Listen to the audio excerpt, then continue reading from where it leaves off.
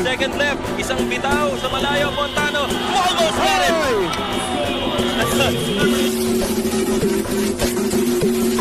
Laro.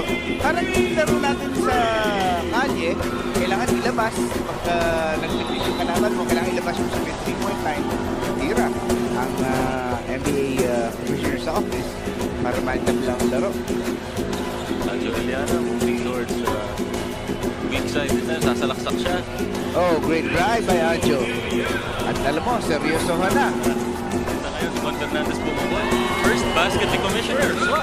Andun pa rin yung kanyang korna. Sasalaksak si Goma against Juan Fernandez. Yes! Lulusot sana doon sa dalawa at nakalusot. Aha! Nagawa ni Juan Fernandez. Sige, next year. Anjo Eliana. Lipas na lalaki. Nagilip. At nakahilata doon. Kaya kung tatagala pa bago bumalik doon. Juan Fernandez, yung kanyang bonus free throw. Pasok of the technical committee. Shot is open. Pasok. Para sa taong kabibihis lang. Cesar Montano on the back pass to Richard Gomez. Big disappearance niya, Fernandez on the top. Gomez recovers it na. Palakas naman. Big boy underneath. Two big men.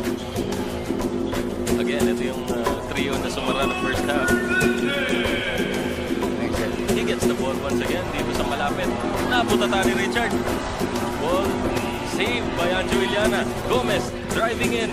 Inaagawan ni Ed Cordero. Napunta sa ilalim. Set from going out. Shot is open para sa tres. Wala. Puso, nasa basketball pa rin. Cesar Montano for 3. Inula tayo ni Cesar Montano. Second left. Isang bitaw sa malayo. Montano. Almost got it! Nice game. Final score 24-21 for the Commissioner's Office of the NBA. Coming from behind, a 7-point halftime.